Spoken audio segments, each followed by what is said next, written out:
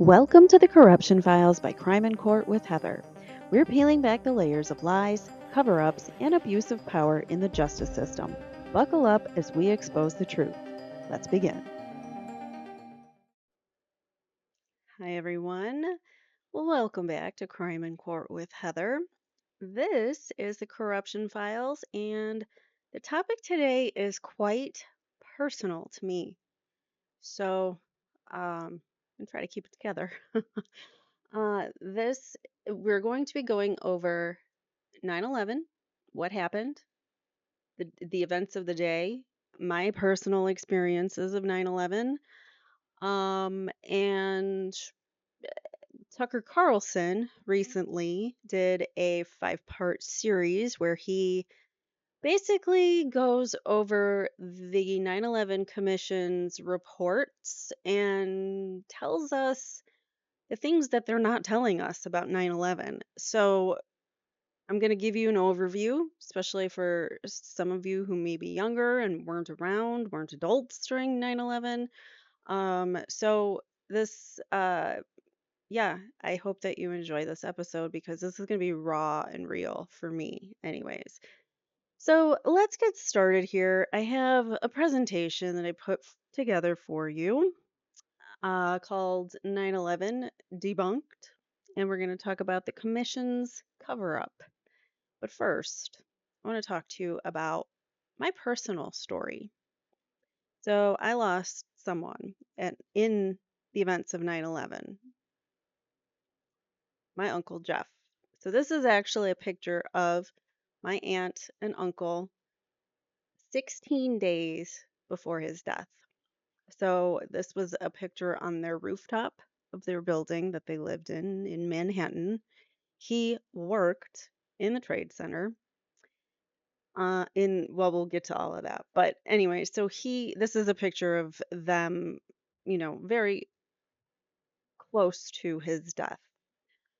My aunt is my mother's sister, so he's married into my family. If that makes sense.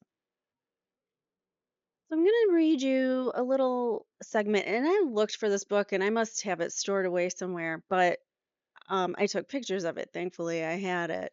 So there's a book that was published after 9/11 took place, and it had a little paragraph or two about everybody who lost their lives in 9/11 immediately after 9/11 happened.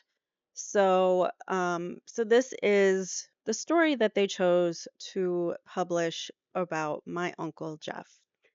So, and this is a picture, next to it is a picture of my Uncle Jeff and Heidi on the subway. They were sitting together on the subway there. So it says Jeffrey Weiner, a proposal in a toy store.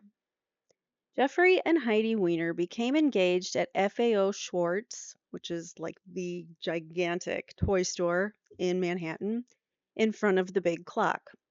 The couple had first gone to the toy store on an early date when they were living in Philadelphia, where they met. We were taking the elevator down, and he told me he knew that someday we would bring our kids there, Mrs. Weiner recalled. A few years later, when they were visiting New York, because Mr. Weiner was running in the New York City Marathon, he took her to FAO Schwartz again and asked her to marry him. Quote, I laughed and I cried and I hugged him, and somewhere in there I said yes, she said. And then we went for a carriage ride in Central Park. Mr. Weiner, 33, could be serious and studious. He had degrees in aerospace engineering. Yeah, he was a genius, but you wouldn't know it because he talked to you like just he could talk to anybody in their like own way. Like you wouldn't know he was an aerospace genius, right? Um and business from Princeton. Yes, he went to Princeton, that Princeton, and the University of Pennsylvania and New York University. But he never forgot how to have fun. He grew up in Trumbull, Connecticut, and was manager of the Risk Technologies Group at Marsh and McLennan. For Mr. Wiener and his wife, another favorite spot was just a few blocks from FAO Schwartz, the Central Park Zoo. He used to say that if he ever won the lottery, he would spend time working at the zoo or an aquarium.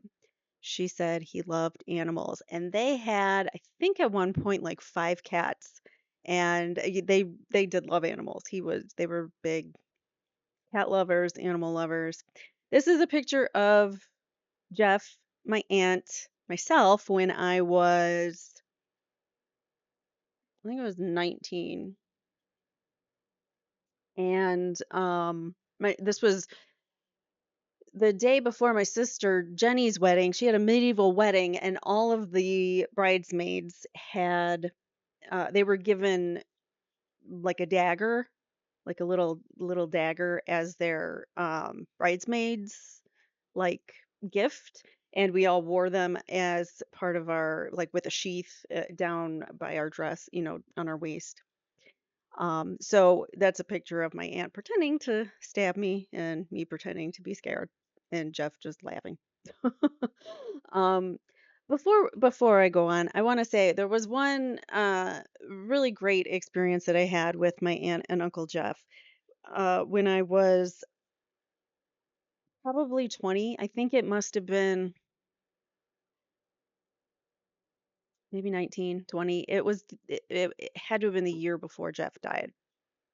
So, anyways, my sister and her husband, they didn't have kids at the time. It was just them and myself, and the three of us drove up together. Dom, my brother-in-law, did all the driving, and we drove to New York. And it was for that Thanksgiving Day weekend. One weekend, we stayed with them in their tiny little apartment with their 5 cats, and my aunt cooked for us for Thanksgiving, and my uncle tried to take us to the parade, but we had just been in the car for like 12 hours straight and just got there. And then, like, we were like, okay, rush out of the apartment to try to go to the Macy Day parade. It was a Thanksgiving, and we could barely see anything. So we didn't even stay. But it was fun to say, like, hey, we went. And then there was another day that we were there. And this story is funny to me, and I don't know, it's just a funny family story. So he was like our tour guide because he knew New York and he was helping us, get around, and we were, using it as a vacation kind of. We stayed for like the whole weekend, and he took us around to different places. And at some point in time, we were trying to find where something was, and he didn't know. So he pulled out a map, and all of us are just standing around. He's holding the map, and all of a sudden, a pigeon just flies by and poops right on the map and just, like splatters on there. And we all laughed. It was a great laugh, and it was just funny. And so that was like one funny story to share that happened when we were up in not up. We live in Chicago. I'm from Chicago area, and they lived in Manhattan at the time. So obviously it was like a 12-hour drive or something like that. But yeah, it was a fun time, and I'm glad I had that weekend with them before 9/11 happened. So let's continue on. Where were you when 9/11 happened? For me, I will never ever forget because especially because it affected me so personally. But I'll tell you a little bit about my story and what happened that morning. So it was a Tuesday. I remember this well because I worked Monday, Wednesday, Fridays, and I had Tuesday off. And I was sleeping in, and it was one of those days I was just getting to relax, and I was just gonna get about my day and go about leisurely doing whatever I was gonna do. And I woke up to my radio alarm, and it was the news couple, or like the radio um morning DJs for the local radio station that were on past the time that they usually were on. And I was like, what is going on? So that was like my first thing that clicked in my mind as I'm laying there in bed and I'm first waking up, is like something's wrong because they're on way later than they're supposed to be. And as I'm listening to what they're talking about, and they're updating on the events of 9/11 and how they were saying that a tower was hit, I immediately thought of Jeff and scared, and then I was like, "No, it can't be. It's okay." And trying to like rationalize and talk myself out of it. And then, of course, I turned on the TV to watch it.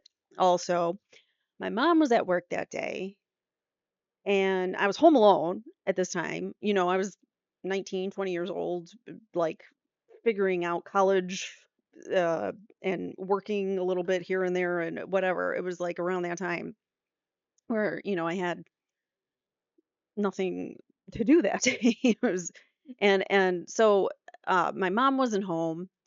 I was freaking out, but I didn't want to be by myself. I called my mom's work. They told me that she had gone to my grandparents' house. So I drove from where we lived, which was kind of far, and I remember listening to the radio the whole time and hearing that people were jumping out of buildings and just going, "Oh my God." Like it was just I'm still having like trauma thinking about it, FYI.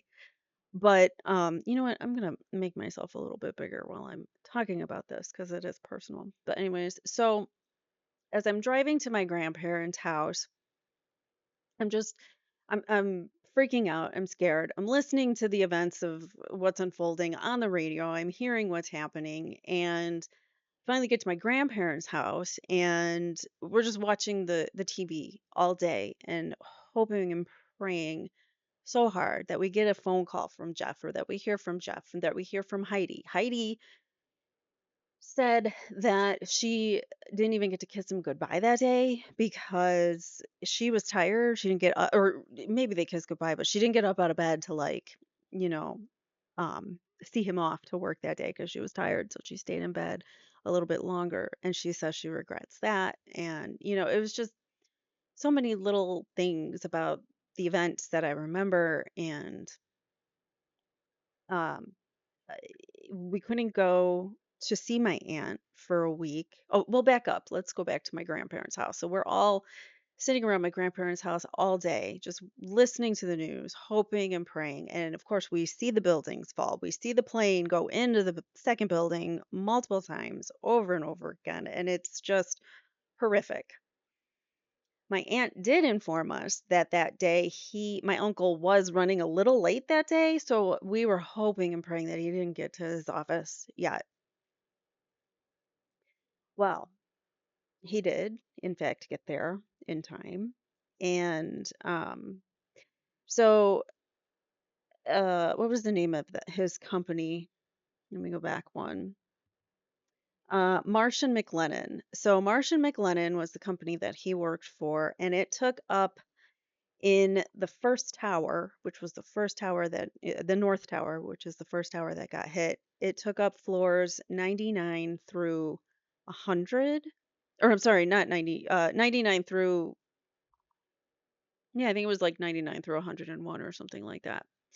And those are the floors that the plane hit. So even if my uncle did survive and did not die nearly instantly from, impact from the plane, um, he would have been trapped inside. So even if he did survive, or if there were survivors from his company, they would not have been able to get out because of the elevators, and everything got destroyed in the process, the stairwells. So they were trapped upstairs.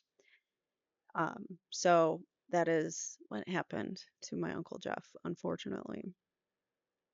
Um, they did tell us like months and months and months later that they found a piece of his femur that they identified, and told us that he would have died instantly on impact and didn't feel anything. Whether that's true or not, we have no real way of knowing. I don't even know if they found his femur, because we're going to get into some conspiracies and some things about that day that don't add up and don't make sense.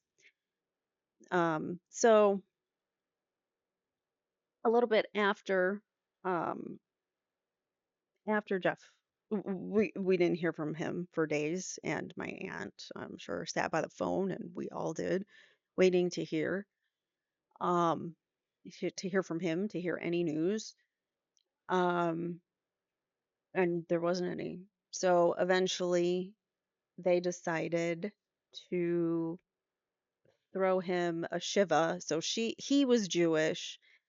My family's not Jewish, but he was Jewish and she converted so that they could get married. Well, I mean, she believes it. She's still Jewish, but she converted, and so she held a shiva for him, which is like a funeral, but it lasts several days, and you do it at your home, and I don't know the whole ins and outs and everything, but so we did that. My family, we drove out there. Planes were not, the planes were all grounded at the time, if you remember, or if maybe you don't, but for us people, us adults who remember and lived through it, planes were grounded for, oh, I think a week or longer. I don't know how many days it was, but it was quite a while. My mom got like the first flight out, or one of the first flights out that she could, and she went to go be with my aunt. And then I want to say it was like a week or so after it happened, so probably like the next Tuesday or so, we drove out there, all like the rest of the family all met up there and went out there, and we had a shiva for him, and we met all of well, we knew Jeff's family because from the wedding, but we saw all of Jeff's family. He had a sister, and his parents were still alive, and yeah, it's a horrific story. My aunt Heidi was her name, Heidi and Jeff. Jeff did not, they were not able to have kids yet because she was still in school. She was completing her doctorate in microbiology and other little smarty pants, right, in the family. So all the smart ones, I guess, get together. But so she was nearly done with her doctorate. And unfortunately, they were not able to have a family before he died. So that whole line about him wanting to bring his kids back to FAO Schwartz is really just heart-wrenching because they never had that opportunity, and it's so sad. And I feel like my aunt has been deprived of the family that she should have had with him, and the life that she could have had differently with him. And you know, I really feel like that was her true love. And he just went way too soon. 33 years old. Can't even imagine that. I'm well past that. um, so yeah, can you imagine dying at 33? Just going to work one day and a plane crashes into your building and your wife no longer has a husband. Your future kids just become a faded dream now. It's just so. Anyways, I tell you all of this. I'm not trying to be all sentimental and whatever, but I'm telling you all of this because as someone who lived through it and experienced it, the rest of what I'm going to tell you really pisses me off. Okay. So I believe fully, and I believe that there is sufficient evidence that our government, in collusion with some foreign intelligence, took down those buildings and murdered my uncle along with many other people. So with that, with that, let us get into it. So that was really just my personal story. But where were you when 9/11 happened? If you were alive, I mean, everybody's got that thing. Where were you? Where were you when Charlie Kirk was shot? I'll never forget. Where were you when 9/11 happened? I will never forget. For those of you who are older, some of you may never forget where you were when JFK died. Things of that nature, you're never going to forget because it is traumatizing for an entire nation. And that's where we continue. So let's talk about the timeline of the tragedy. So it was Tuesday. Remember, very well that it was a Tuesday because I wasn't working that day. Tuesday, September 11th, 2001. I'll never forget. The day was clear.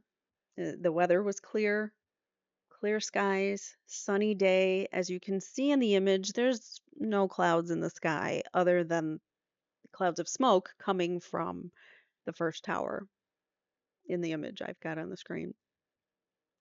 So at 8:46 a.m., and this is all New York time. What is Eastern time? So this is all Eastern time. 8:46 a.m. American Airlines Flight 11 hits the North Tower. The 93rd floor through the 100th floor was what his company owned. So 93 through 100 was what his company owned. The floors that got hit were 93 through 99. So the bottom floor of his the most the lowest floor of his company is the one that is one of the ones that got hit, and they would not have been able to escape due to the walls, the stairs and the elevators crumbling in. So that was 8:46 a.m. At 9:03 a.m., right here, you can see a second plane that hits the South Tower. At this point, we know it's an attack. At first, the nation is thinking, okay, it's a mistake. And then you see the second plane hit the other building. And I actually was awake and I had the TV on at that point. So when I woke up, it was like right in between this time. And when I woke up, I turned the TV on and I just in time basically to see the second tower get hit. So the second tower was actually hit lower by a United Airlines flight 175 and it hit the 77th through the 85th floors. There you can see the second plane hitting from a lower vantage point. At 9:59 a.m., the South Tower collapses. So the second tower that got hit collapses first. The South Tower collapses 56 minutes after impact. At 10:23 a.m., the North Tower collapses at 102 minutes after impact. So the North Tower got struck first, but it collapses second. We're going to watch a film or a couple clips really quickly here, but let's finish the timeline. So by 9:30 p.m. the same day, the CIA director, who was George Tenet at the time, he informed President Bush that they had determined who set out the attacks. So the attacks happened, they started at 8:46 a.m. and by 9:30 p.m. the CIA director's like, "Yep, we know who did it. We're absolutely positive." So like within 12 hours they had it apparently solved. Apparently, I say apparently. So I have a clip for you here. This is actually, hold on. Let me get you some volume here. And so this is somebody filming from nearby who sees that the first tower is smoking and they happened to film and they caught the other uh, building being struck by the plane. What's this other jet doing? Holy fuck! Oh my god! Oh my god! Jesus fucking Christ! Chrissy, Don't touch it. So, sorry, I am getting emotional. Oh my god! I am getting emotional listening to this because I'm sorry, because it brings me back to that day and how much of a shock it was. I mean, we look at it now, we all look at it and we're like, yeah, we've seen this happen, so we're not as shocked by it at the time, but listen to the surprise in that woman's voice. It's pretty much how we all felt as a nation. So Sorry for the crying.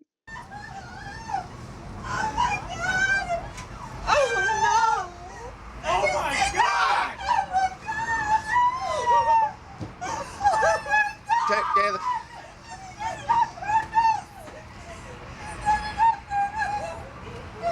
Did you hear her screaming? She's saying they did it on purpose.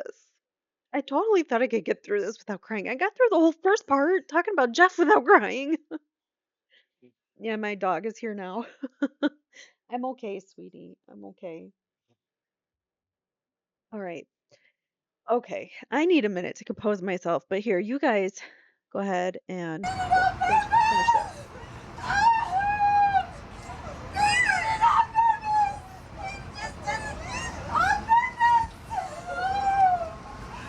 We've got video of it too. Of the whole thing. Chris has video of it. Chris on the 11th floor has video of it. So, what's your number here, Chris? 718. Write this down. 718-486-3299. Just a second. 718-486 3299. 3211. No, 99. Nine. 486. Listen.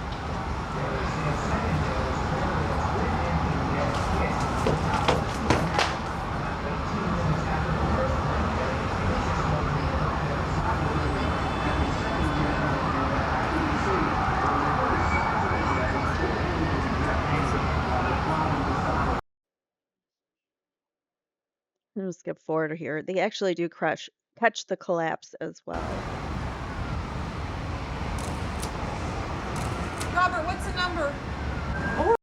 Oh, there goes the first building.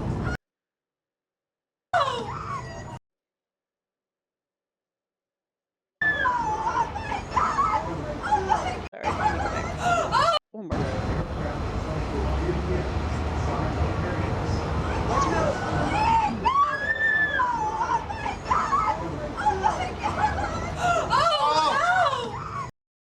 I'm gonna mute.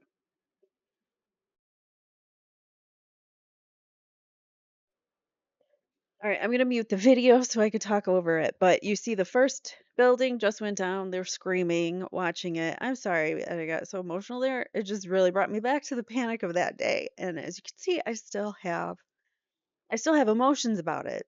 God, I haven't cried about it though in like forever.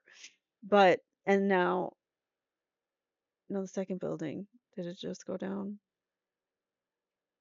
No, not yet. It just was so much smoke, so much ash, debris. It was awful. And there's the second building going down. That would be the building that my uncle's in.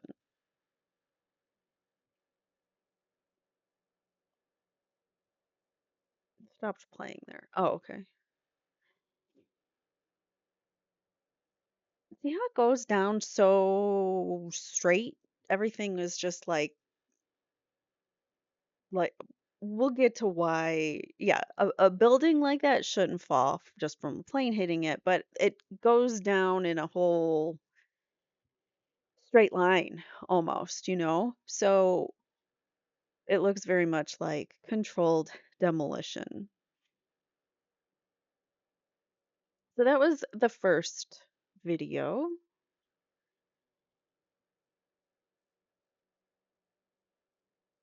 This other one, this is basically what we as a nation had to watch and to listen to because we didn't have Twitter to get our news. This was the news that we got our news from. CBS special report. It's 8:52 here in New York. I'm Bryant Gumbel. We understand that there has been a plane crash on the southern tip of Manhattan. You're looking at the World Trade Center. We understand that a plane has crashed into the World Trade Center. We don't know anything more than that. We don't know if it was a commercial aircraft. We don't know if it was a private aircraft. We have no idea how many were on board or what the extent of the injuries are right now. We have, I understand, an eyewitness on the phone right now. Sir, good morning. This is So this is what we had. This is all we had at the beginning was eyewitnesses, people that were calling into news stations, calling into radio stations, and then we were hearing all these different reports of different things. It was so chaotic. Phone lines were down. Communicate like everything was down. And it was difficult to not even understand what was happening, and the only thing that we were getting was like eyewitness accounts here and there. You didn't have Twitter where you would see video and people could upload what was going on and talk about it right then and there. You had to get it from a news station or somewhere else. So that's what we're watching, and we'll listen to a little bit of it, I guess. We don't have to watch the whole clip, but this is how we got our news. Bryant Gumbel, could you give us your name? Yeah, my name is Stuart. Stuart, where are you right now? I'm working at a restaurant in Soho. All right, so tell us what you saw, if you would. I was waiting at a table and I literally saw it seemed to be like a small plane. I just heard a couple noises. It looked like it bounced off the building, and then I just saw a huge ball of fire on top. And then the smoke seemed to simmer down, and it just, a lot of smoke was coming out, and that's pretty much the extent of what I saw. Can you tell us about the scene down there right now? Right now, people are just on the street looking at the building. The building, there's just a lot of smoke. It's not too crazy down where I am. How far away from the World Trade Center specifically are you? I'm actually on Thompson Street North. I'm not too far. It's 8:54 right now, Stuart. Can you tell me when this happened exactly? I would have to say about 10 minutes ago. Were you looking up as the plane approached the building, or did it only catch your attention after it crashed into the World Trade Center? I heard a sort of a crashing sound, but I looked up quick enough to actually see something go into the building, but everything happened so fast I wasn't quite sure what I was looking at. So there's no way you can know whether or not the plane seemed to be in trouble before it crashed into the building? Oh, no, I couldn't tell. It's hard for us to tell from the picture we're seeing just how far down from the top that plane crashed. Have you any better eyesight to it from your vantage point? Not really. All I know is it definitely wasn't the top of the building, because that seems to be intact from what I saw. Obviously, the timing of this is important. It comes before 9 o'clock. Perhaps, and we say that in hopeful fashion, perhaps not everybody was at work, because if that building was in fact crowded with workers, we're looking at probably some casualties and injuries of considerable proportions. All right, so that was obviously after the first plane hit. And then I believe he was on the air too when the second plane hit. I thought there was more to this clip. That was the second. Yeah, right here.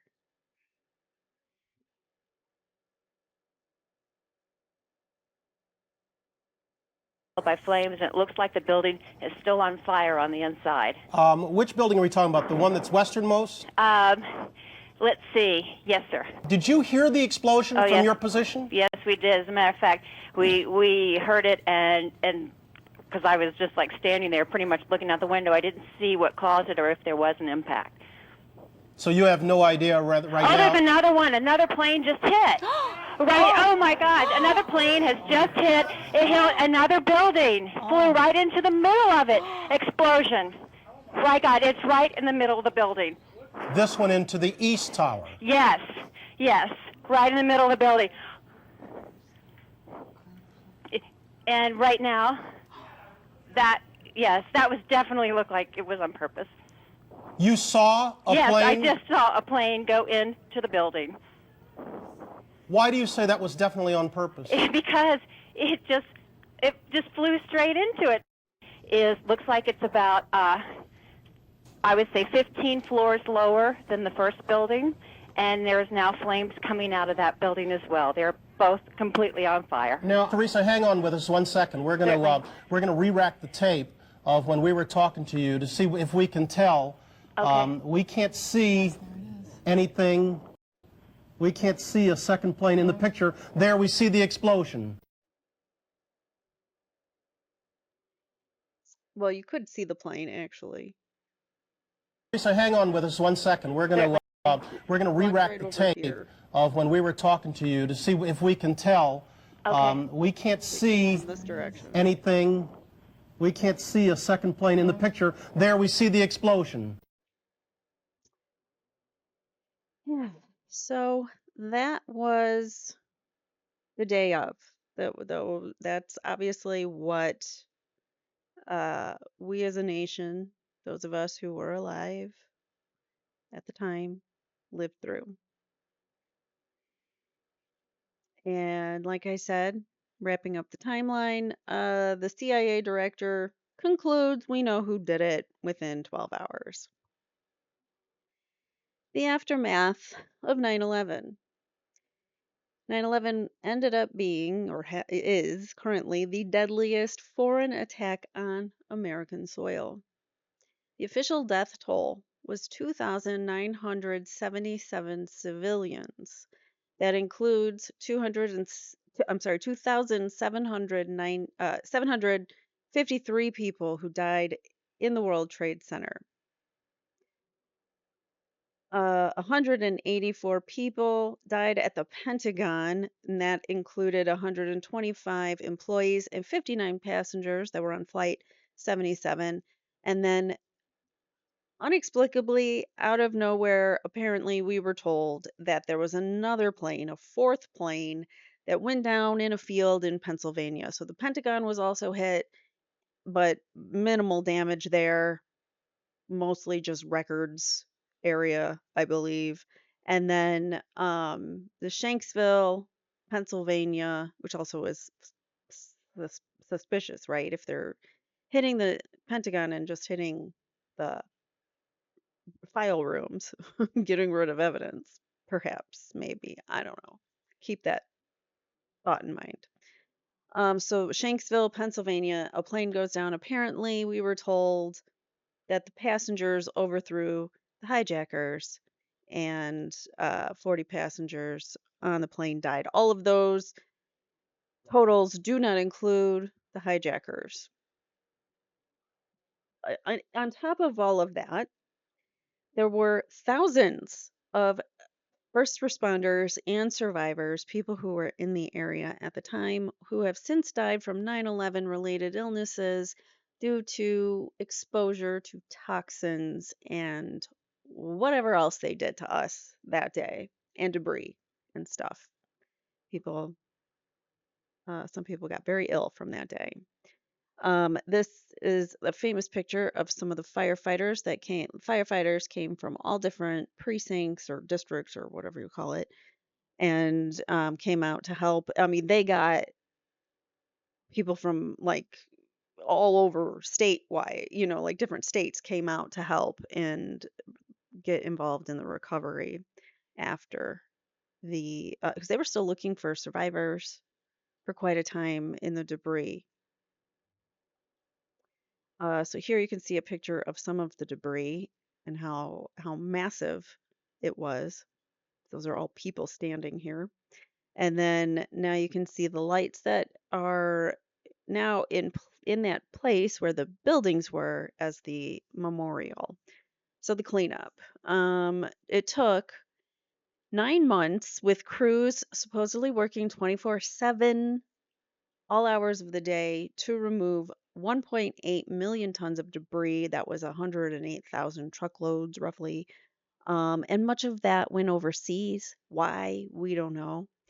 While the site was cleared by May 2022, listen to this, small fragments of debris and human remains continue to be discovered around the city up until 2007. So that is 6 years after the events took place. Human debris human remains and debris from the Twin Towers were found around the city, like in subway tunnels and things of that nature. They were found rooftops. So that's how much of an impact it made on the city itself. The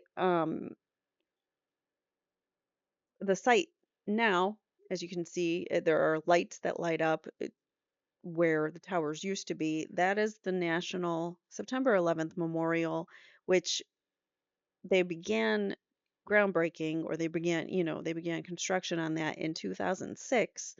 And by September 11th, 2011, so 10 years after the events, they dedicated it, opened it up to the public, and now they also put a museum there in that memorial section. So years later, in 2014, they built a museum.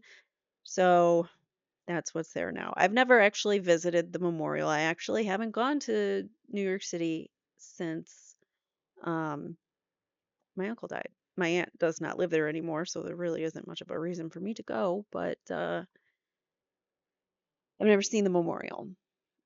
So the tragic events of 9/11, officially, we were told these were the perpetrators. These guys right here.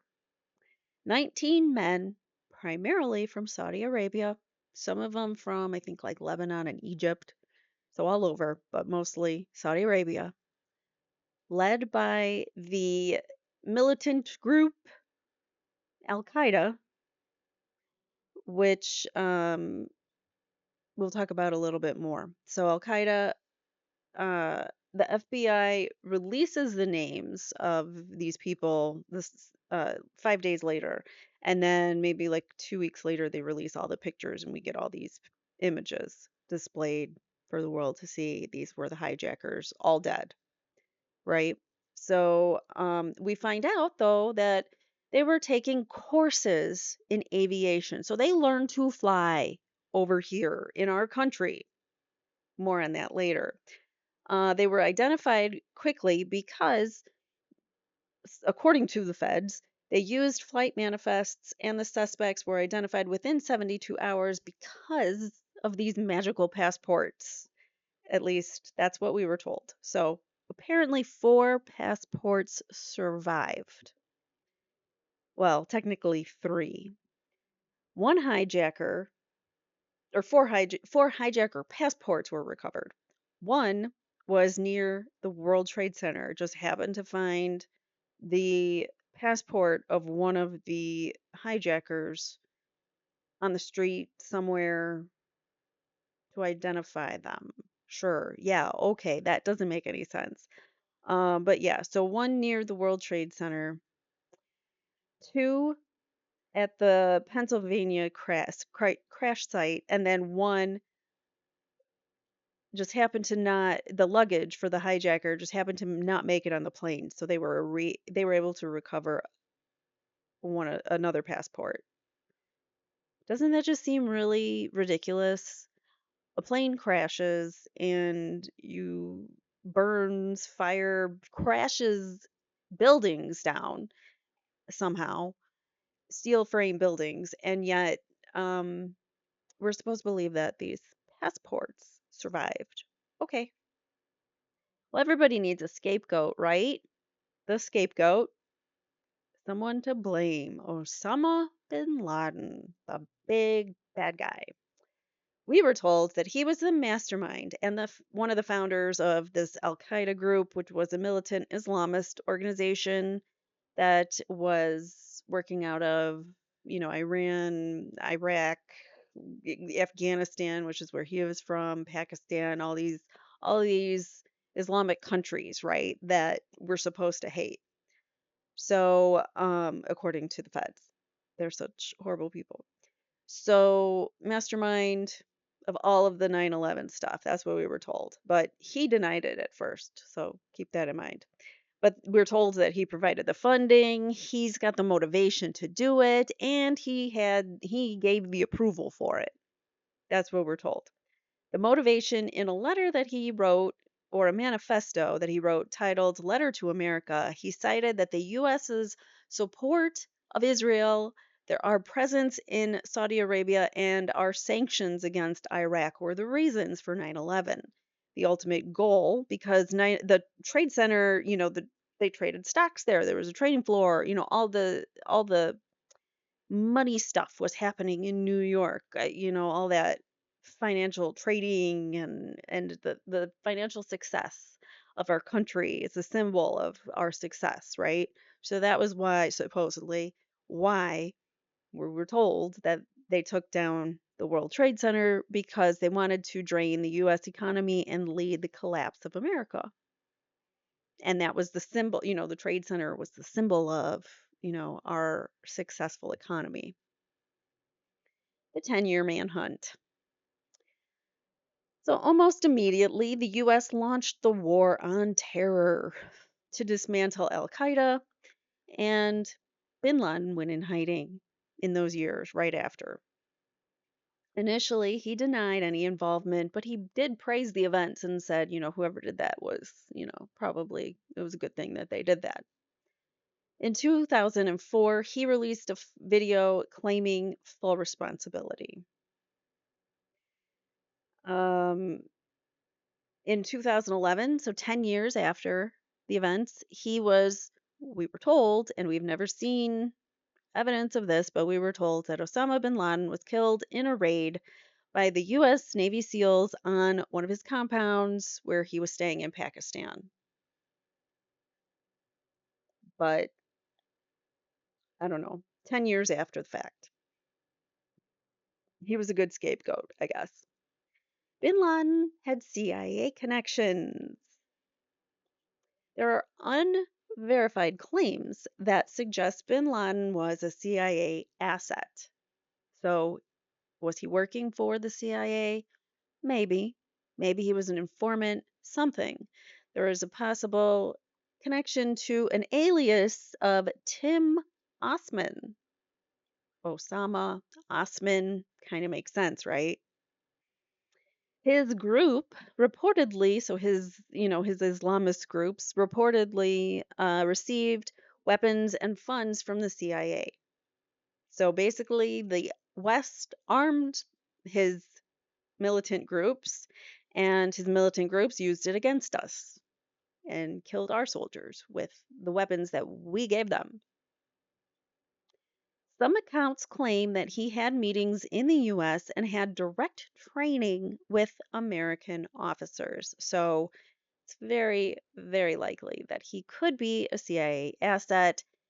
Not to mention, the biggest and most glaring fact is that the bin Laden family has known social and business connections with US elites such as the Bush family. You know who was in charge of the United States at the time? President George W. George W. Bush, the Bush family. What we now know, the CIA's role in the attacks, thanks to investigative reporting, thanks to diligent survivors who wanted a commission in the first place to get some answers for the public, thanks to all of the people that made it possible that we have this much knowledge now, which is still not enough, but it's better than what we had. I laugh at that picture. That is John Brennan, who I will introduce you to in a second. So the CIA tracked the hijackers but blocked the FBI. So the CIA and FBI weren't working together on this one, okay? So the CIA was monitoring at least two that we know of, two hijackers, Al Hazmi and Al Midhar. So they withheld any kind of visas, they withheld any information that these people were in the country from the FBI. So the FBI didn't have any knowledge of these people. But these people were potentially dangerous and obviously why it was being held from the FBI, they really should answer to that, and they never have so far. So the future CIA director, at this point, I don't know what his job was specifically, but he was with the CIA at the time out of Riyadh. He was working out of the Middle East. But he later went on to become the CIA director, and that's the man whose face you see on the screen now. That is John Brennan. He actually facilitated the hijackers' visas. So he made it possible for those hijackers to come here, learn how to fly and do all the things that they did here, and then fly some planes into some buildings to kill Americans. This guy allowed that to happen. He should be held accountable. So far, no accountability for any of these people. There was an operation run by the Saudis and the CIA where they were spying on each other's, intelligence and sharing each other's intelligence. So the CIA was also working with the Saudi intelligence and finding out whatever moves these hijackers were up to, and so forth. They were sharing their intelligence, and there was an operation going on where they were being we had the information, but we didn't give it to the FBI. So in Tucker Carlson's 5-part series, this is where we're now getting into his series, the facts in his series. In his series, there's a man on here who we're going to watch a clip from. His name is Mark Rosini. And then there was another man named Doug Miller. The two of them tried to alert the FBI of these hijackers and the potential problem that it could pose in the US, and they were shut down by the CIA. You're going to hear his thoughts on that. So let me flip over to that screen.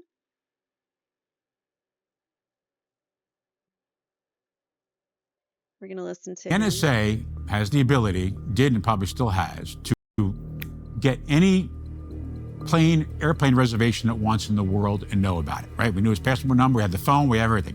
So He said the NSA has the ability to get any information they want, basically, national security.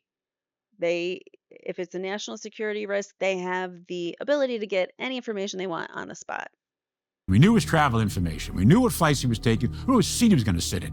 The CIA arranges for when he gets to Dubai to be secondary, okay? Not fully questioned, but, talk to him a little bit. And then he goes to his hotel room, and they arrange to search his room and go in. Why is he so blurry all of a sudden? And when they go in, Isn't he?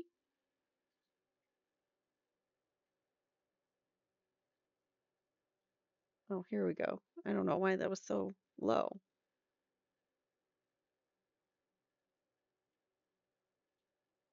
his passport is there, and they take pictures of it and photocopy it.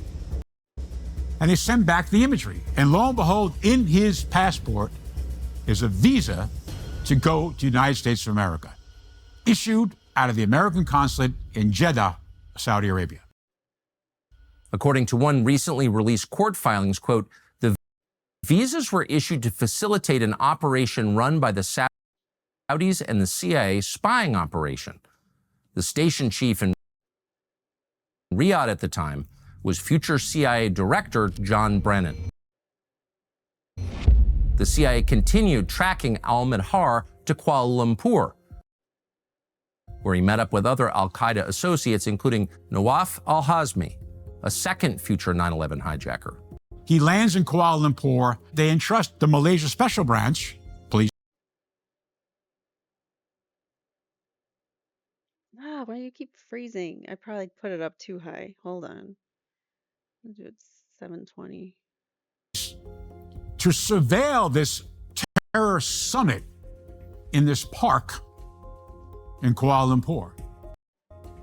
So basically, the CIA issued these visas for these two hijackers, and were tracking them the whole time and didn't tell the FBI what they were up to.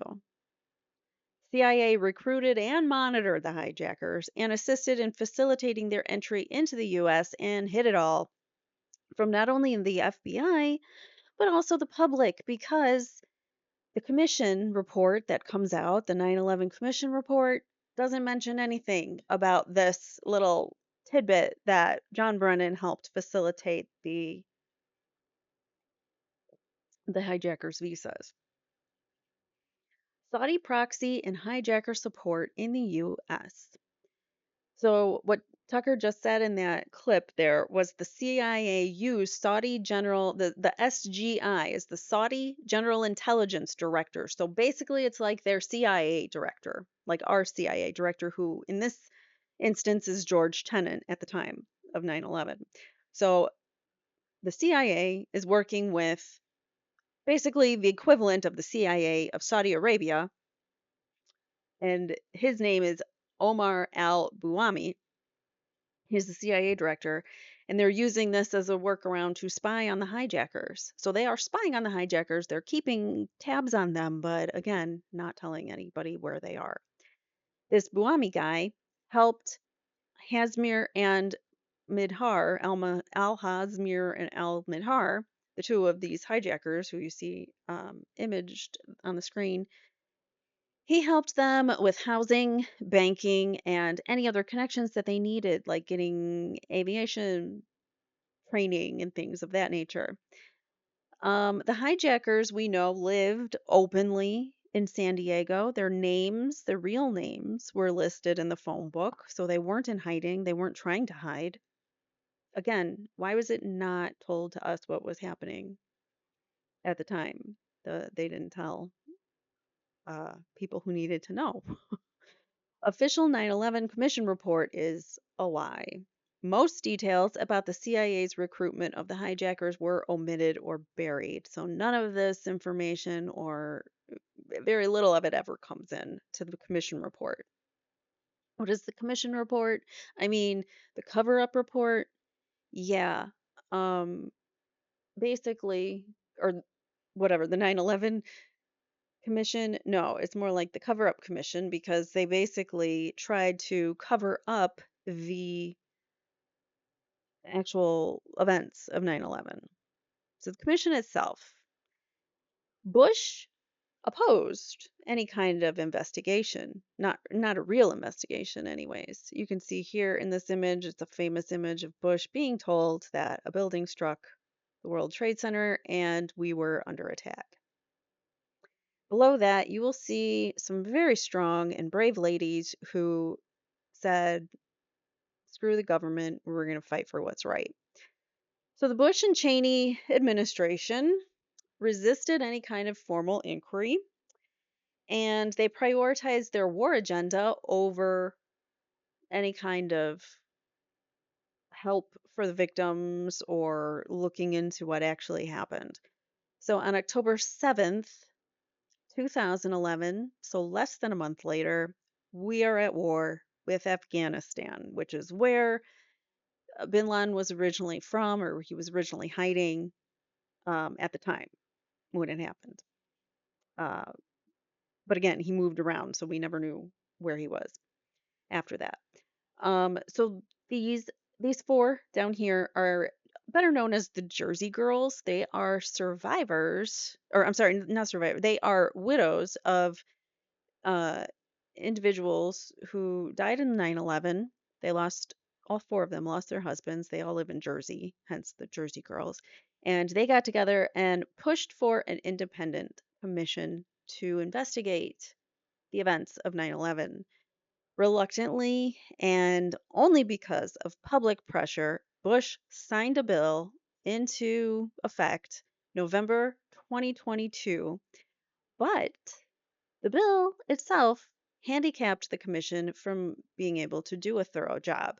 So it was very limited with funds. They have $3 million, which may seem a lot like me and to me and you, but think of it this way: the Clinton and Monica Lewinsky saga that happened a few years earlier, that they were given $40 million to investigate. So 3 million for a sex scandal versus, I mean, sorry, 3 million for losing nearly 3,000 lives versus 4 million for a sex scandal is basically where our government has their priorities, as you can see. Got to get to that bottom of that sex scandal with Monica Lewinsky, Bill Clinton, but we don't care that. We just watched, the nation just watched 3,000 people die. That's okay. So another thing that they were limited on was time. They only had 18 months to complete their investigation, which was probably not enough considering the complexity of this. They didn't have subpoena power either. There needed to be like a full majority. Everyone needed to sign a subpoena in order to get a subpoena in place. So it was, you had to jump through hoops basically to get a subpoena. And then even if you did get a subpoena, your authority to force top level administration members like the Bush administration, Bush and Cheney, for instance, Condoleezza Rice, people like these did not want to testify. Getting them to testify was a struggle. So the authority that they had was limited to get these people to testify. Eventually, Bush and Cheney, so Bush, President Bush, and Vice President Cheney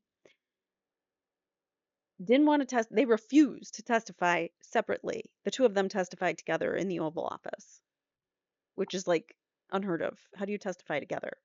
That should not be allowed, but it was apparently. So moving on to some more details about the commission. This man here, his name is Zelikow. Mr. Zelikow, he is the head of the commission. So he controls the commission and he has a bunch of conflicts of interest. So first of all, he's the executive director of the 9/11 Commission. I don't know who appointed him or how he got there, but that's who we got. And then he's also a Bush administrator or a Bush advisor, sorry, a Bush advisor. And that was not known to the public when he became the director of 9/11 Commission. Kind of hard to give a independent, unbiased investigation into something when you are an advisor to the president.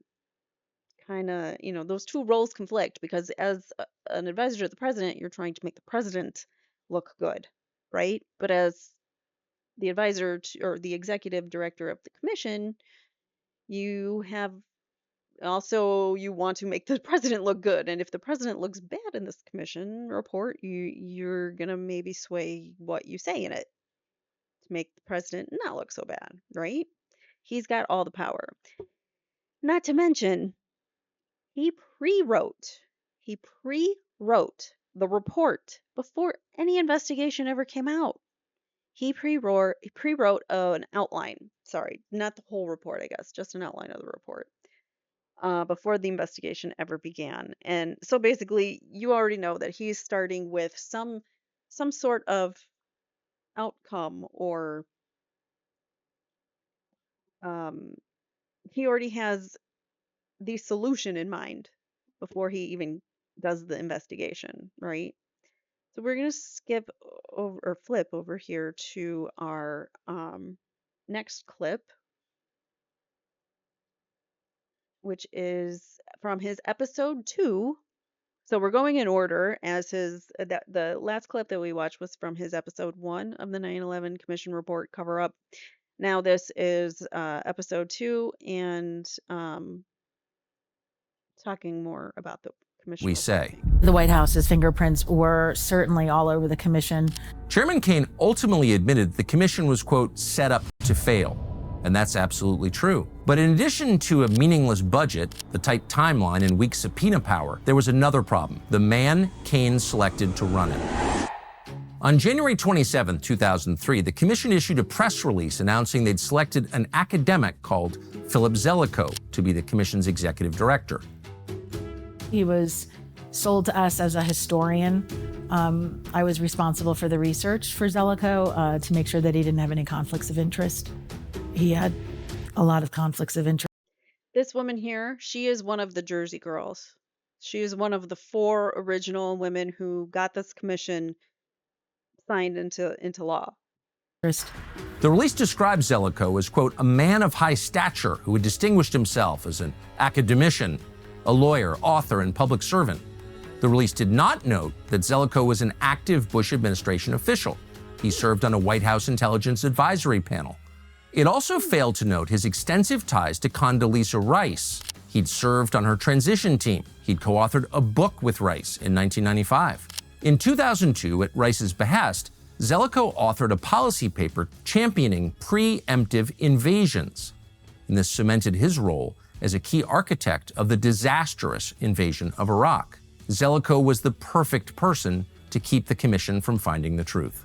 I believe he was placed there to, again, play the gatekeeper, to ensure that the commission would not unearth the truth, and more than anything, to protect the Bush administration and also lay the groundwork for the war in Iraq, in addition to other things.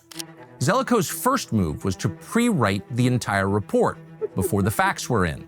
In March of 2003, before the investigation had even begun, Zelikow had already prepared a detailed outline complete with chapter headings, subheadings, and sub-subheadings. He kept all of this a secret from the rest of the staff. As it turned out, his outline is nearly verbatim to what the final book looks like.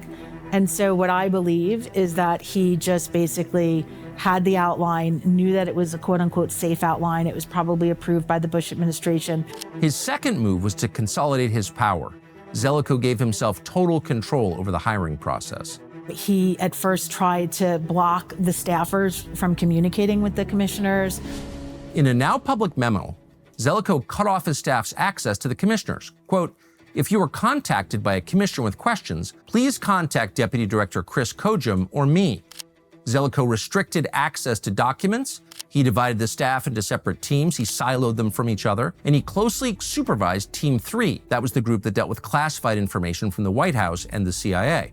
One of Zelikow's first moves was a secret agreement with the Justice Department to block access to the files of the congressional inquiry until the White House had had a chance to review them first. Zelikow was All right, we're gonna stop that there. It's all of all of these 5 episodes. Everything in the episodes are really good, so it's hard to pick where to stop and where to start. But anyways, so that, as you can see, Zelikow, this guy, had clearly interests in keeping the Bush administration, intact and safe, and protecting them from any kind of litigation or, looking their way. So, as that clip said, he controlled the firing. He blocked the staffers from communicating with everyone. Like, he kept them in working silo groups and wouldn't let them speak to one another. He kept staff from being able to speak to the commission themselves. So, like, none of the staff members were able to talk to the commission or felt safe to talk to the commission. And they restricted access to documents. He had regular calls with the National Security Advisor. So he's on the Bush Advisory Committee, and he has regular access to the National Security Advisor. How do we not see the conflicts of interest here? And as he also had communication with George W. Bush's top advisor, Karl Rove. So he was talking to them both, in multiple ways. And he had the secret Department of Justice deal to screen the files first before the commission, have the White House screen the files first. So let's talk about the ignored warnings of the day of 9/11. There were many, and many times that our government was warned and didn't act. We're going to actually listen to a lot of warnings that they were given. So multiple clear warnings were ignored. The Bush administration, so Bush would get what's called a Presidential Daily Briefing, or PDB.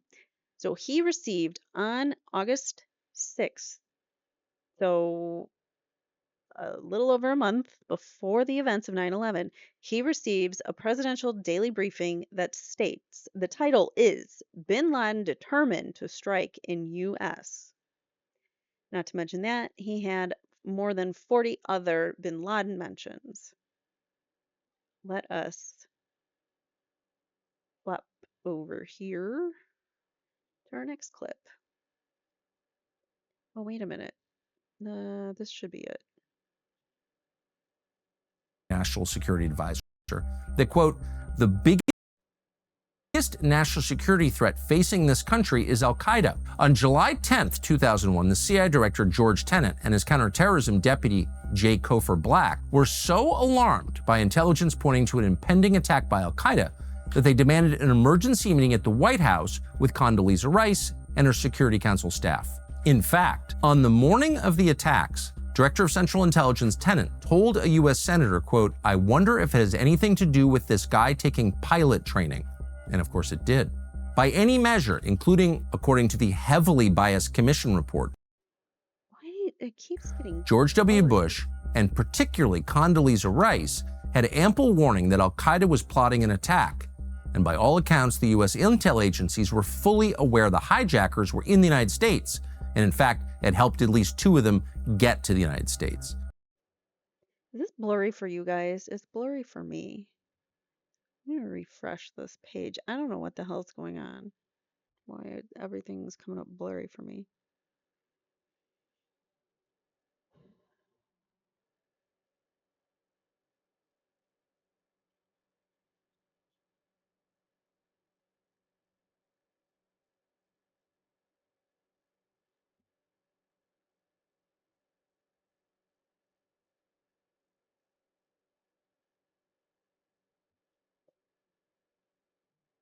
Okay, that wasn't even the clip that I wanted, so I had to go find it.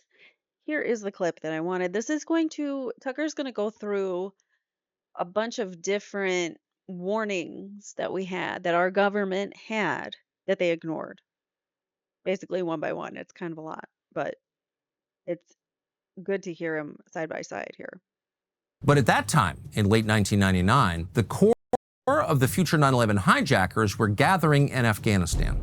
These 22 individuals do not account for all the terrorist activity in the world, but they're among the most dangerous, the leaders and key supporters, the planners and strategists. They must be found. Here's a summary of some of the warnings they had.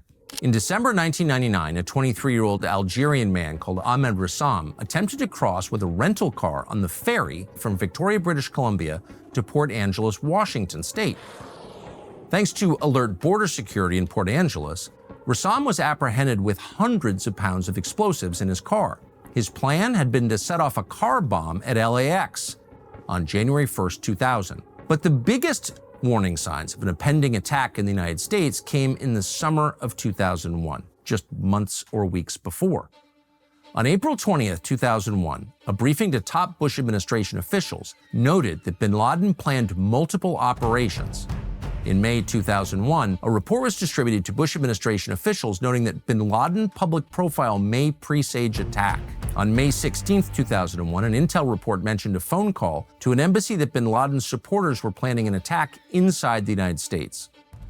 On June 12th, a CIA report indicated that Khalid Sheikh Mohammed was recruiting people to travel to the U.S., possibly to aid in terror attacks. On June 22nd of that year, the CIA notified station chiefs about intelligence suggesting an al-Qaeda suicide bombing in the United States could be on the way. At about the same time, U.S. intelligence issued a terror advisory threat indicating a high probability of near-term spectacular terrorist attacks resulting in numerous casualties. On June 25th, George W. Bush's counterterrorism czar Richard Clarke told Condoleezza Rice that 6 intelligence reports showed al-Qaeda personnel warning of an impending terror attack. 3 days later, he told Rice that something very, very, very, very big was about to happen. On June 30th, top U.S. intel officials were warned bin Laden planning high-profile attacks of catastrophic proportion. In July, intelligence reports of an impending attack reached a fever pitch that led to the closure of U.S. embassies in the Middle East. None of this apparently got the attention of the White House. Deputy Secretary of Defense Paul Wolfowitz, the man who thought the Cole bombing was, quote, stale, questioned the reporting in a conversation with Bush's Deputy National Security Advisor. On July 12, 2001, acting FBI Director Thomas Pickard opened Attorney General John Ashcroft's intelligence briefing with the latest on the CIA warnings about an al-Qaeda attack. Ashcroft responded by saying, "I don't want you to ever talk to me about al-Qaeda, about these threats. I don't want to hear about al-Qaeda anymore." Picard appealed for more counterterrorism enhancements, meaning funding, an appeal the Attorney General denied. On September 10th, the United States was attacked the very next day.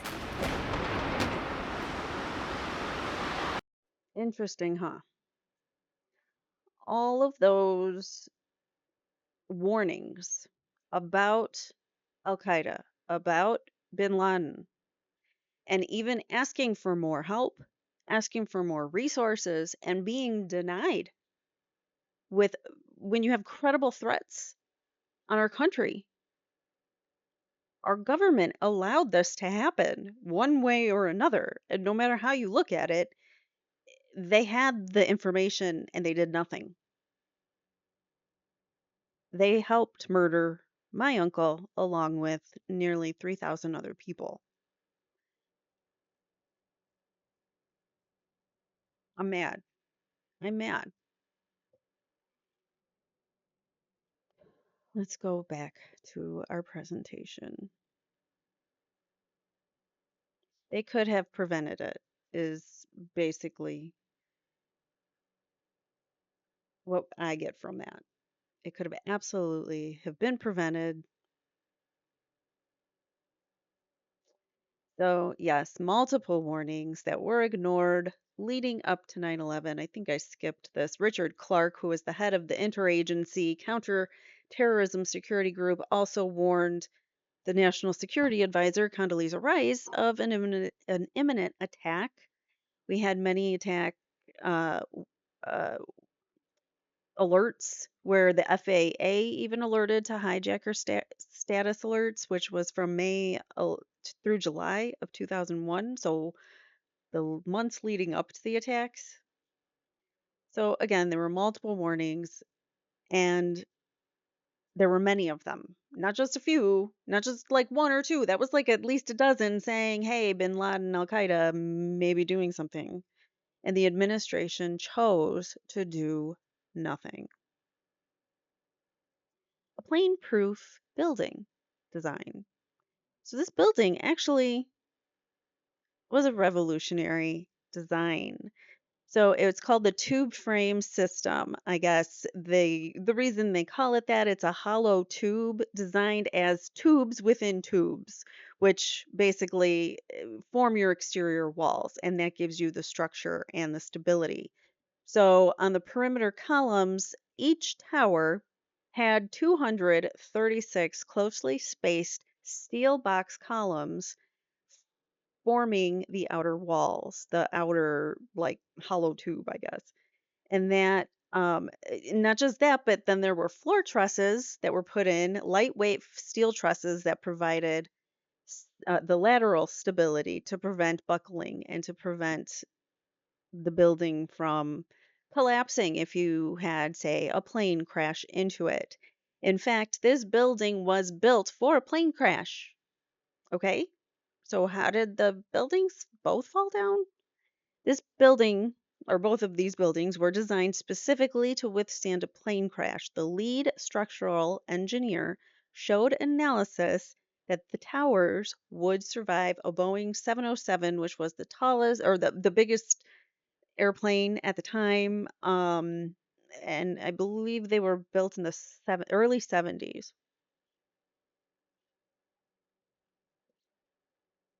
Oh, I have a clip. We're going to actually watch a little bit about how the buildings were built and why it is so odd that the buildings fell. We're not going to watch all of this. We're just going to watch a little brief beginning of it.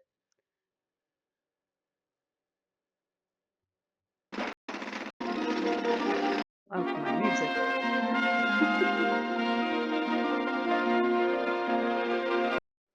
Was the construction would take years. Whoops. And the efforts of thousands of people.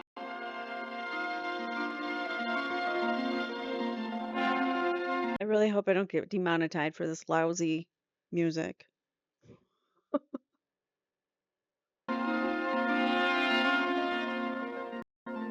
Those are the steel beams. A project of this size created enormous challenges. challenges that demanded the use of dramatic new engineering concepts.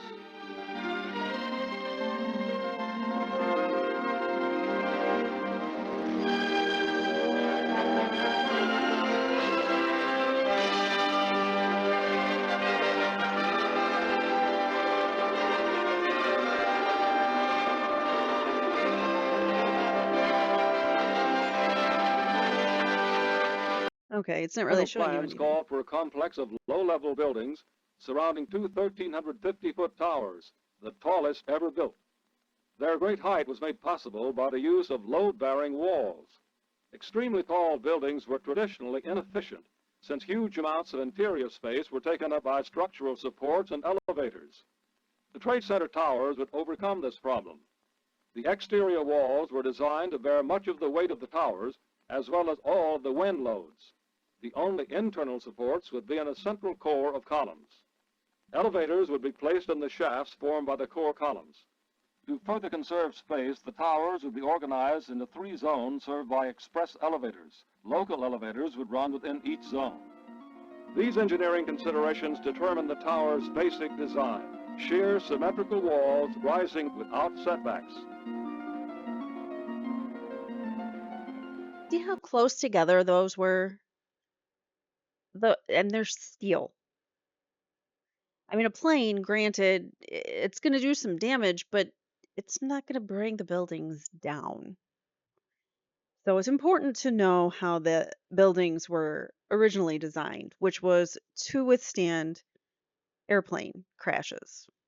That was something that they considered in the design. Conspiracy theories and unanswered questions. There are many of both. So if you look at this little over aerial view map, you've got the two rectangle buildings, World Trade Center 1 and 2. So those are the tall buildings. And as it was saying in the video, there's a bunch of smaller buildings around there. So we've got uh, World Trade Center building number 7. Keep that in mind. So this is things that make you go, the collapse of Building 7. Building 7 collapsed, and we're going to talk a little bit more about this, but it just uh, collapsed later in the day. Okay? So the collapse of the building makes no sense. Inside that building housed government offices, including CIA offices and FBI, maybe some FBI, definitely some CIA.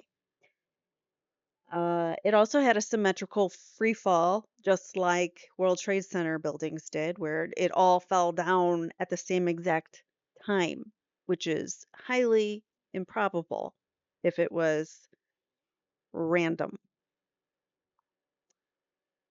It would be how you would take out a building through demolition, and that's what it looks like when you do controlled demolition. That's what we see. Another thing that makes you go, is that the rubble was shipped overseas immediately, so there was no thorough forensic analysis of the rubble. However, there were some eyewitnesses who heard explosions, and there were some people who locally were able to collect some of the rubble and did some of their own testing and found that thermite was in it. Thermite is an explosive. It was present inside of this uh, rubble that they had left over, the debris that they had from the collapse. And going back to building number 7, it defies physics the way that it went down. It looks like it was controlled, a controlled demolition. Evidence about building 7 was suppressed or destroyed, and evidence inside the building possibly destroyed. Possibly, maybe it was a target, perhaps. So let's talk a little bit more about Building 7. This is Building 7 here, right when it starts to collapse, because you can see the smoke and stuff. But it's a bad image because we didn't have digital 3D everything or whatever. Nothing was clear images back then. We didn't have what we have now. But Yeah, so this is the building number 7. It inexplicably collapses at but before it does, before it even collapses, we get a report from a BBC reporter, which I think she must be psychic, because she reported at 4:47 p.m. that building 7 collapsed. It did not, in fact, collapse until 5:20 p.m. And when it did, there was no warning. It just went down. This is the same day, 9/11 just suddenly went down. There were other buildings closer, because if you go back to this, there's a building in between World Trade Center 1 and Building 7. There's buildings in between them. So how did World Trade Center 7 fall down? Doesn't make sense. And also, how did she know, this BBC reporter, 23 minutes before it actually collapsed? And I'm going to show you clips. I'm going to show you a clip of the BBC reporter, and then I'm going to show you a closer-up image of a close-up image of the building collapsing. So, 9/11 Commission, to be clear, the 9/11 Commission never addresses why Building 7 falls down. Not once. So, we're just supposed to ignore that an entire building just collapsed out of nowhere and that it was predicted by a BBC reporter 23 minutes before. Oh, I didn't mean to exit out of there. Hold on. All right, again, there's music, so I really hope I don't have to demonetize or take the music out. But here's a video. It's a short video, but it is a clip about the BBC reporter and her reporting the building collapsing when the building is behind her. So let's take a look.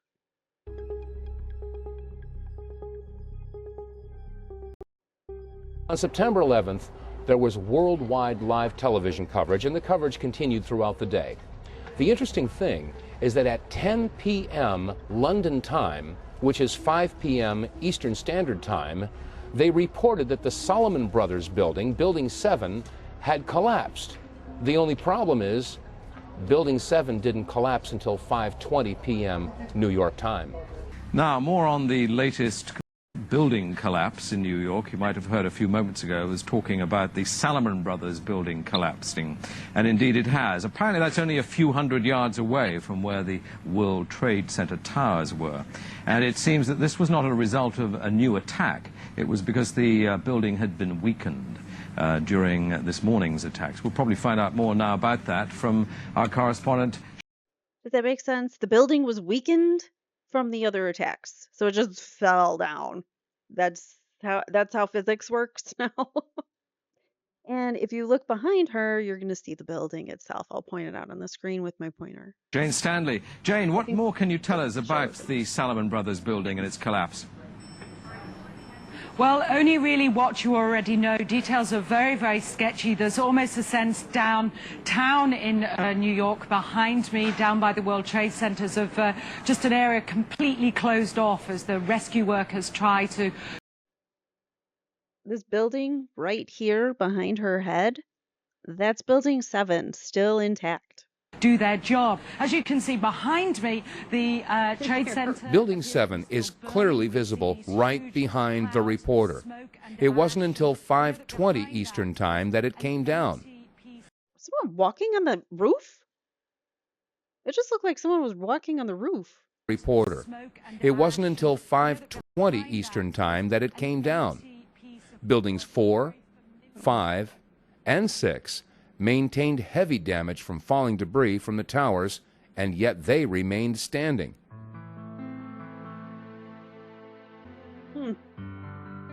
Weird, huh? Yeah, very, very suspicious. The next clip I'm going to show you is actually a good vantage point of the building. You'll see here. It looks like it even shows you how it looks like it is. Yeah, it just goes down all as one big piece. That doesn't that doesn't make sense to me if it was just random. It wouldn't be so structured. Nature is random, you know. I think it was says explosions on each floor simultaneously indicative of a synchronized demolition. So look at how the explosions all come out at the same time on different floors. Let's look at that again. I know it's not the best video, but it's what we got. So right in this section here, take a look as it's paused right now, but as it starts to go again, it's going to blow out in all these areas, which would be impossible unless it was controlled demolition, taking out those support columns right there, right? That's what that looks like to me, anyways. Not every day a building just collapses out of the blue, but we just had 3 collapse in a similar fashion. So the only thing that I can think of is somehow man-made interference, and it wasn't a plane. All right, so that's the end of that clip. By the way, if you do sign up to become a Justice Insider, part of there we go. Part of what you receive is access to a Google Drive where you can, if I have a presentation like this and there's links here that say clip 3 and 4 or whatever, those are the wrong numbers, but you get the idea. If there's a clip there on the presentation, then you are able to click on it and view the links that we talk about in the episode as well. So that's something you get as a Justice Insider, one of your perks. All right, the next thing, it seems like everybody else knew but the US. So the CIA had all of these warnings and information on it. It also seems like foreign intel was being had or shared, let's say, with Israel and Saudi Arabia, because they seem to have superior knowledge or, information, foreknowledge about the events that they shouldn't have. These 5 here on the screen are the sometimes called celebrating Israelis, sometimes called the dancing Israelis. There were 5 Israeli men who were out on the street with a vantage point of the World Trade Center, and they were dancing around and celebrating with glee and joy that all those lives just were lost. So they were actually held for 2 months. Somebody reported them. They were held for 2 months and then deported on visa violations. So they went back to Israel. So if they had foreknowledge about it, they were there with cameras and dancing and whatever. So they were there to watch the buildings fall. And they had foreknowledge, but I guess the US is like, no, go home, go back to Israel, you're fine. Doesn't matter that you knew, whatever. And then there were also, separate from these Israeli men, there were Israeli art students that were in the same locations, in the same vicinity as the hijackers, where they were living in the same cities and stuff. So why were there Israelis hovering around in the areas of where these hijackers are known to be? So let us watch that clip, and then that's one of our last ones, I believe.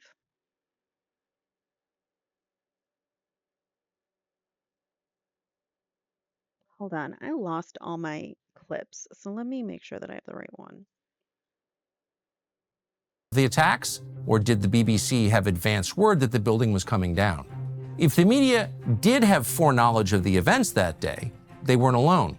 Buried deep in the 9/11 Commission report on page 499, one easily missed footnote says there was a surge in put options, investments that profit when stock prices fall. These put options were put against United Airlines' parent company, and they were placed on September 6th and then against American Airlines on September 10th. Incredibly, Both airlines that were used in the attacks, FYI. the report goes on to note that 95% of the trade against United Airlines was made by a single US-based institutional investor. So who was that investor? Well, we don't know. The US government is still hiding his name. They refuse to tell us. Why? No one will say. The commission report says an investigation by the FBI found out the trades were, quote, innocuous, whatever that means. Researchers have since discovered that these trades are far from innocuous, with trading volumes showing statistical significance, massive statistical significance. There were other trades too. On September 7th, the number of put options placed against British Airways was 4 times the normal volume. The number of put options against American Airlines on the day before the attack was 285 times the normal volume. In the days before the attacks, put options surged against Morgan Stanley and Merrill Lynch. Both banks had sizable offices in the World Trade Center. There were also notable surges in gold and oil call options in advance of the attacks. But who could have known? It seems like a lot of rich people are profiting off of 9/11. I'm just saying. The attacks were coming, apart from al-Qaeda. One highly significant yet often overlooked aspect of the 9/11 attacks is that foreign intel agencies, including those of ostensible allies, likely had detailed prior knowledge of the event. These 9/11 hijackers had come from Germany. Were the Germans asleep at the switch, or did they just not tell us anything about these people? John Kiriakou was chief of counterintelligence on the bin Laden unit. What about the Israelis? What about the Saudis? There is solid evidence that members of the Saudi royal family were working with al-Qaeda terrorists. The 9/11 Commission, not surprisingly, ignored this subject altogether. Here's what we know. So the foreign intelligence is, we're using foreign intelligence, basically, and it's all being hidden from the 9/11 Commission. As early as January of 2001, France's Foreign Intelligence Service learned that al-Qaeda was planning a hijacking plot involving a U.S. airline. What did the French tell the United States and when? We don't know. But the French are not alone. Others knew. Well, there's no doubt that the Israelis and probably the British had better information than the people working against Osama bin Laden in the agency. Much better information. Michael Scheuer ran the CIA's bin Laden unit in the late 1990s. One reason foreign governments may have had superior information is that the NSA frequently shared signals intelligence details with them. Yeah, so clearly there was some intelligence operations happening, and we don't know how those, who knew. So like everybody knew, apparently, France, Germany, the Saudis, Israel, but we didn't know. Or we did, but only a few limited people in the CIA knew, and they kept it from everybody else. Tragedy to tyranny, winners and losers. The torture program and agency expansion. So what happened? That's a picture of somebody being waterboarded. I mean, not really, but like a stock photo. So most of what we do know about Al-Qaeda and their plans for 9/11 came out of torture.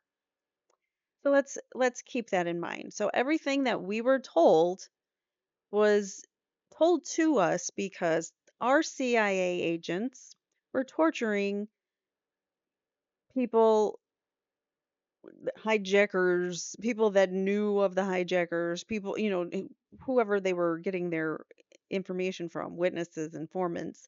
They were torturing people waterboarding them, putting them in cold cells, which I'll have the clip that I'm going to show you explain that up next. So they were getting waterboarded, cold cells, sleep deprivation. When you can't sleep, you your mind goes crazy. So the man in this clip is going to tell you all about the things that the CIA was doing in order to get these details about the plans for 9/11 from people in the know in Al Qaeda, but he actually was imprisoned for whistleblowing, for telling on the CIA for what they were doing. He goes to jail. Luckily, he is out now to speak about it. But yeah, they imprisoned him because they're like, oh, don't tell people what we're doing. We don't want you to know. In addition to all of that wonderfulness that we know everything out of torture, the CIA's budget increased by 500%. The FBI just tripled. The Patriot Act stripped many of our constitutional rights. So, Big Brother wins? I don't know. Another thing about this is that they were sending individuals to Guantanamo Bay to be held. Some of them, I think, may still be there now. At any given time, it can hold 700 individuals. And at this time, they were starting to send people to Guantanamo Bay. They were told to send people to Guantanamo Bay.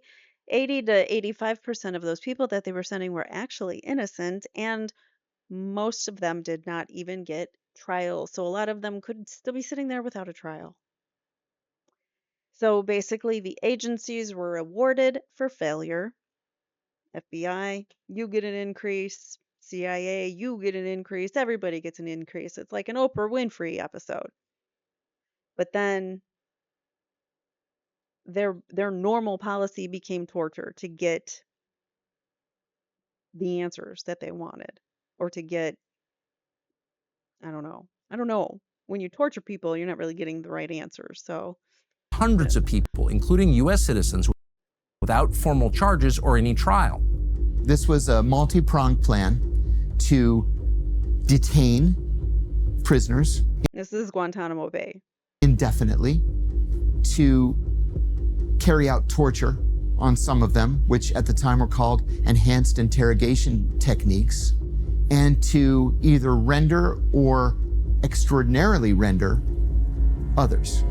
Things are changing here in America, too. The 9/11 Commission recommended creating a new super spy called the Director of National Intelligence and placing that person inside the White House. They insisted on expanding the TSA, which now degrades millions of innocent air travelers with full body scans, pat-downs, luggage screenings, and multiple unconstitutional searches every time they enter an airport. The explanation for these changes was that they would keep America safe. But most of the intelligence that was gathered from detainees was obtained through illegal torture, justified by a 2002 DOJ torture memo, which greenlit the use of waterboarding, stress positions, sleep deprivation, and small space confinement for interrogations.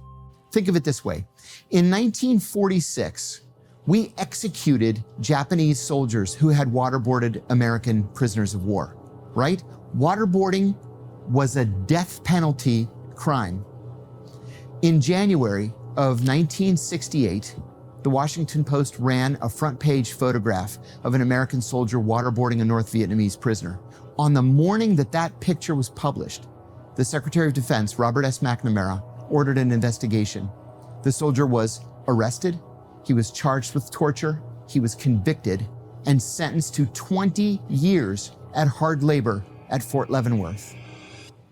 The law never changed, but somehow in 2002, like magic, the George W. Bush administration's attorneys at the Justice Department, the CIA, and the National Security Council decided we didn't have to pay any attention to that law.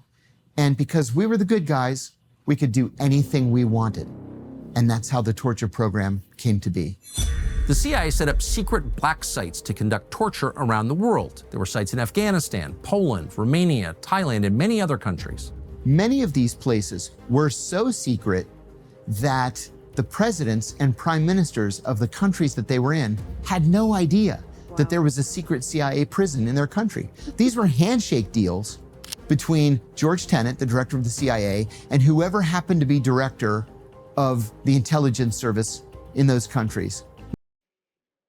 Did you hear what he's saying? The US government set up secret deals with other intelligence agencies. So the CIA director, George Tenet, set up a deal with other CIA-esque directors, the equivalent of in the other countries, and have this backdoor deal where we can torture your prisoners of war and whatever. You will let us do it. And they're fine with it, I guess.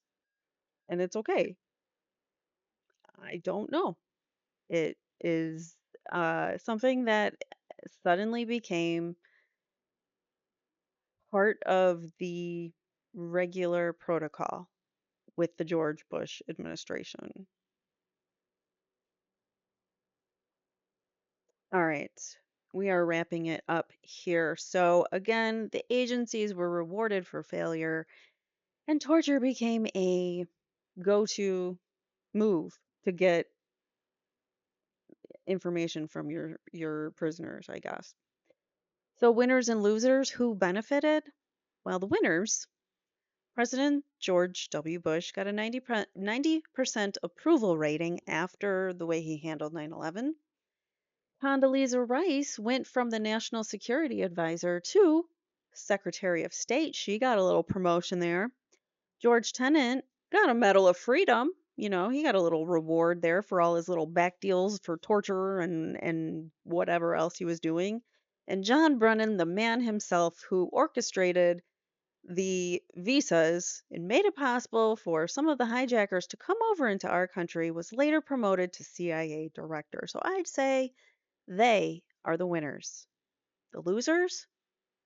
The 3,000 victims, including my uncle and everybody who loved those 3,000 victims, including myself. We're the losers because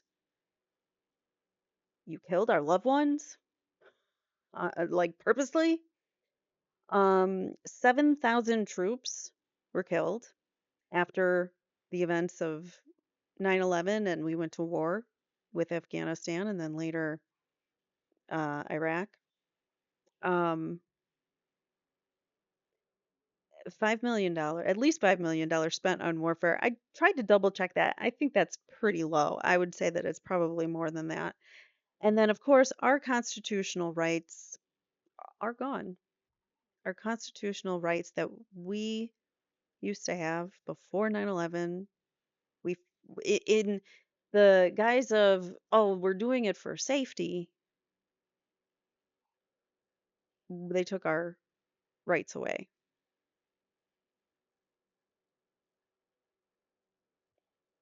Hold on one second. I have the wrong slides. All right, here we go. Sorry about that. Thought I was prepared.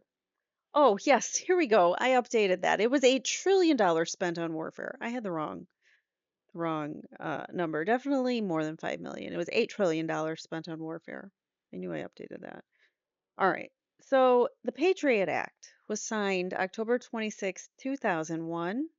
So very shortly after 9/11, just 45 days after 9/11 to be exact. President Bush signed into law the Patriot Act, which is still in effect today.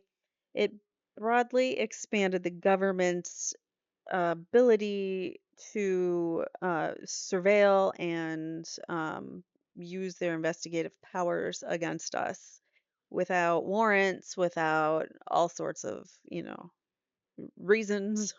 They can just search you. They can spy on you, apparently. It was sold to us as the cure to terrorism, but really it's just mass surveillance of a nation.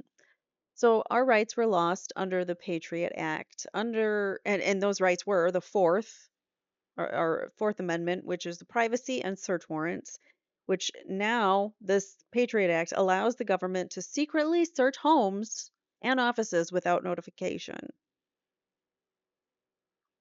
So those Alexa devices, those smart TVs, those smartphones, everything. They're always listening. They can listen to you if they want to. And they don't have to notify you. They can collect our metadata without suspicion of a crime. You don't even have to be a suspect, and they can just collect your data, apparently. And then the FBI could also demand personal records without a warrant, which seems quite unfair. The First Amendment, which is our freedom of speech and association. The Patriot Act, though, allows the AG orders by the FBI created new crime, domestic terrorism. So they created a new sort of crime, which is domestic terrorism. So you can be a domestic terrorist. That's a new crime I can charge you with now, which could be used to target activists, political protesters, things of that nature, which I'm sure it's already been used against those people. And then the Fifth and Sixth rights, or Fifth and Sixth Amendments, are the due process and the right to legal counsel. This new Patriot Act allows detention of non-citizens based on mere suspicion. So they don't even have to, they can just detain you, non-citizens, leading to indefinite holding without trial. That means they can hold you in Guantanamo Bay indefinitely. The government can now monitor communications between some detainees and their lawyers without a court order.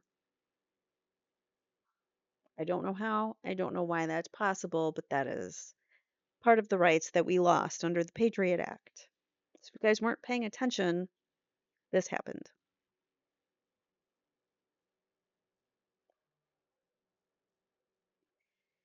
In conclusion, a call for a new investigation should take place since what we're getting is not the correct information. We're getting things suppressed, things hidden from us. So there are still a lot of unanswered questions like the CIA's recruitment of the hijackers. People need to account for that and be responsible for that.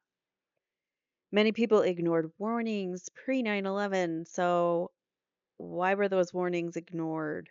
Maybe do an investigation about that. Who had foreknowledge and who didn't? Those are things that are probably important to suss out. And then, sorry, I didn't mean to click on that. Foreign roles.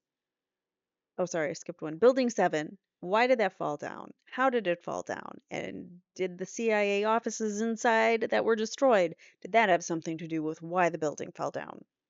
Also, foreign intelligence. The Israelis and the Saudis and more. We learned in that clip even more foreign intelligence was in on it and knew and had foreknowledge that Al Qaeda was going to plan some kind of attack on U.S. soil with airplanes. So it was like very, very clearly laid out that, maybe you watch for suspects flying. The solution would be to have an independent commission with the ability to subpoena and funding, time available, all of the things that the first commission was not given, and probably don't head it with the lead advisor to the president. And then also, well, I don't know if he was the lead, but he was on the advisory board. We know that there is still truth out there about 9/11 that's being hidden. We're hearing, there's with social media now, people are reposting things, clips of what people were reporting at the time, like explosions and people saying that, they thought that there were bombs going off or something. So there's reason to believe that there was some kind of coordinated collapse, that it was probably done intentionally. And for the family members and the victims, we need to demand answers of our government because my aunt didn't get to have that family with my Uncle Jeff and all the other families and all the other memories and all the other people that didn't get to live out the rest of their lives and their dreams. And this last image that I have, justice for Jeff and the other 2,976. This was, and I remember this because I was there in Manhattan after the events took place, and the streets were lined. Whoops, I guess I can't just stay on this image. The streets were lined with pictures, images of people saying missing and looking for their loved ones. And I mean, it was everywhere. It was devastating, heartbreaking. It was like everywhere you walked in Manhattan, every single street had, it was covered like this, like you see. The mailbox is covered. Everybody had lost loved ones in New York and were putting up pictures of their family members and hoping and praying that somebody had seen them.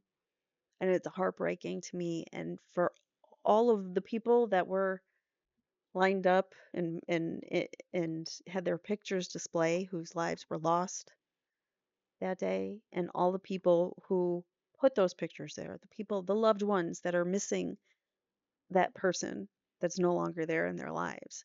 That's why we need to demand justice from our government about 9/11, other things that don't seem to add up right, like the Charlie Kirk investigation.